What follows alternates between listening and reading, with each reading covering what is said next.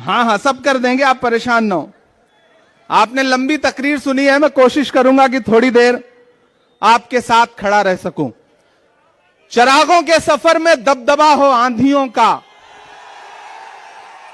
चिरागों के सफर में दबदबा हो आंधियों का, तो फिर अंजाम जुल्मत के सिवा कुछ भी नहीं होगा। यह दुनिया नफरतों के आखिरी स्टेज पर है, इलाज इसका मोहब्बत के सिवा कुछ भी नहीं होगा। मेरी आंखों के सामने जो नई नस्ल खड़ी है, तमाम बुजुर्ग यहां बैठे हैं।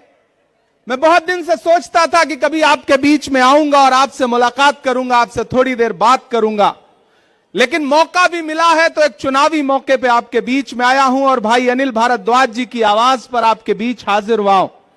हमारे अल्पसंख्यक विभाग के प्रदेश चेयरमैन अब्दुल वाहिद कुरैशी साहब का इसरार था कि आपको हाजिर होना है। मेरे भाई, आप पिछले 3 घंटे से यहां पे मौजूद हैं, मुझे पता है, और हमसे 3 फीट 4 फीट नीचे बैठे हुए हैं, हम स्टेज पे बैठे हुए हैं। लेकिन मैं स्टेज के साथियों से भी कहना चाहता हूं कि ये जो 3 फीट 3.5 फीट 4 फीट नीचे बैठे हैं, असल में इनके होने से सारी रौनक है। ये हैं तो हम हैं, ये है तो हमारा कार्यक्रम है।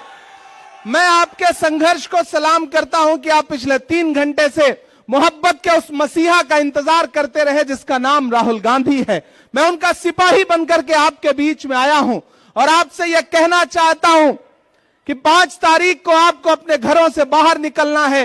न सिर्फ सदर बाजार के मुस्तकबिल का फैसला करना है, बल्कि दिल्ली के भी मुस्तकबिल का फैसला करना है। यह लड़ाई बहुत बड़ी लड़ाई है। यह लड़ाई अगर आपको लगता है कि सिर्फ चुनावी लड़ाई है तो आप गलतफहमी के शिकार हैं। एक तरफ वो ताकतें खड़ी हैं जो नफरत के साथ खड़ी हैं और एक तरफ वो ताकतें हैं जो मोहब्बत के साथ खड़ी हैं। ये इंद्रलोक है। मैंने देखा है, मैंने वो विजुअल देखे हैं कि यही आपके सामने इबादत करते हुए एक इंसान के पैर पर किस तरह से लात मारी गई थी। ये वो सरजमीन है कि जहां पिछले 15 साल से सदर बाजार के लोग, शहजादा बाग के लोग, इंद्रलोक के लोग कब्रिस्तान मांगते रहे, लेकिन कब्रिस्तान के नाम का वादा करके आपसे वोट तो लिया गया, लेकिन केजरीवाल कभी यहां झांकने नहीं आए। वो कब्रिस्तान आज भी इंतजार कर रही है। ऐसे में मैं आप सबसे कहना चाहता हूं मेरे भाई कि एक तरफ नफरत खड़ी है, एक तरफ झूठे लोग खड़े हैं, एक तरफ नरेंद्र मोदी खड़े हैं और उनका छोटा रिचार्ज खड़ा है, और एक तरफ कौन खड़ा है? राहुल गांधी। इस देश में आने वाली सदियों में जब भी नफरत और मोहब्बत को तराजुओं पे तौला जाएगा तो यह कहा जाएगा कि जब पूरे मुल्क में नफरत उफान पर थी तो एक शख्स दिल्ली में खड़ा हुआ और उसने कहा कि मैं कन्याकुमारी से कश्मीर तक चलूंगा 4000 किलोमीटर, अपने पैर के छालों की परवाह नहीं करूंगा। मैं चला हूं राहुल गांधी के साथ, मैंने देखे हैं उनके पांव के छाले। जब मैं उनके साथ चलता था तो मुझसे मीडिया के साथी कहते थे कि इमरान साहब आप तो शायर हैं, आप राहुल गांधी के कंधे से कंधा मिलाकर चल रहे हैं, क्या कहेंगे? तब मैं उनसे कहता था कि जो हर जालिम से टकराएगी वो आंधी बनाऊंगा, जो हर जालिम से टकराएगी वो आंधी बनाऊंगा। नए अंग्रेज आए हैं, नया गांधी बनाऊंगा। वह इंसान 4000 किलोमीटर चलता रहा, सिर्फ एक नारा लगाता रहा कि नफरत छोड़ो भारत जोड़ो, सिर्फ एक नारा लगाता रहा कि नफरत के बाजार में मोहब्बत की दुकान खोलनी है। अरे इंद्रलोक वालों, शहजादा बाग वालों, आप तो इस बात पर ईमान रखते हो ना कि मजदूर का पसीना सूखने से पहले उसकी मजदूरी उसे दे देनी चाहिए। रखते हो ना इस बात पर ईमान?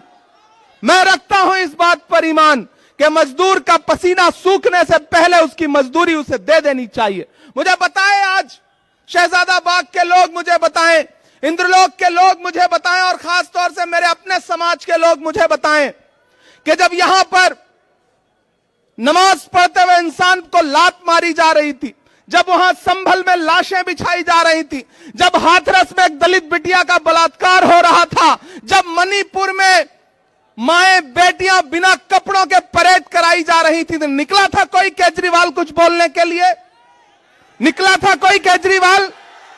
निकले कोई नरेंद्र मोदी कुछ बोलने के लिए? नहीं निकले ना। कौन निकला? संभल में कौन खड़ा था? हाथरस में कौन खड़ा था? मणिपुर में कौन खड़ा था? कन्याकुमारी में कौन खड़ा था? कश्मीर में कौन खड़ा था? जब दिल्ली जल रही थी तो कौन खड़ा था? अगर आपके हर मुद्दे पर राहुल गांधी खड़ा है तो फिर वोट अगर किसी बहुरूपीय को देंगे तो ये आप अपने जमीर के साथ नाइंसाफी करोगे। मैं अनिल भारद्वाज जी के लिए आपसे आज अपील करने आया हूं और आपसे यह कहने आया हूं कि याद करो 2013 की दिल्ली, याद करो 2014 की दिल्ली, जब एक नाटक शुरू किया गया था यहां पर और आरएसएस के लोग, भाजपा के लोग पीछे से उस नाटक की पैरवी कर रहे थे, सारा स्पॉन्सरशिप आरएसएस कर रही थी। और जब सरकार बन गई, राजनीति में आ गए तो आज सब गायब हैं। मैं तो पूरे देश में जाके शेर पढ़ता हूं कि भारत मां की आंख के तारे कहां गए, भारत मां की आंख के तारे कहां गए, आरएसएस के राज दुलारे कहां गए, अच्छे दिनों की तरह उन्हें भी खोज रहा कोई, बताए अन्ना हजारे कहां गए। सब गायब हो गए और ये बहरूपी अपने शीश महलों में घरों के अंदर दुबक के बैठ गए। केजरीवाल जी आएंगे आपके बीच में प्रचार करने तो उनसे पूछना कि जब दिल्ली जल रही थी तब क्यों नहीं आए हमारे बीच में, आज सुरक्षा लेकर के हमारे बीच में आ रहे हो। केजरीवाल की खांसी बंद हो गई, पूरी दिल्ली को खांसी आने लगी। इसलिए मैं आपसे कहना चाहता हूं साथियों कि अनिल भाई आपके बहुत शानदार प्रत्याशी हैं, राहुल गांधी जी ने इन पर भरोसा किया है। मैंने आपसे कहा ना कि आप तो इस बात पर ईमान रखते हो कि मजदूर का पसीना सूखने से पहले उसकी मजदूरी उसे देनी चाहिए। मैं चला हूं राहुल गांधी के साथ कन्याकुमारी से कश्मीर तक, मैंने उनके पांव के छाले देखे हैं।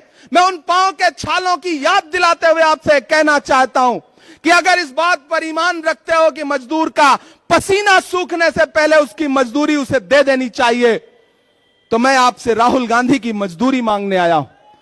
और वो मजदूरी है अनिल भाई को अपना एक एक वोट देकर के हाथ के पंजे के सामने वाले बटन पे 5 तारीख को अपना एक एक वोट देकर के इन्हें विधानसभा पहुंचाइए। आपका दिया गया एक एक वोट सिर्फ अनिल भारद्वाज को नहीं मिलेगा, मोहब्बत के उस मसीहा को मिलेगा जिसका नाम राहुल गांधी है।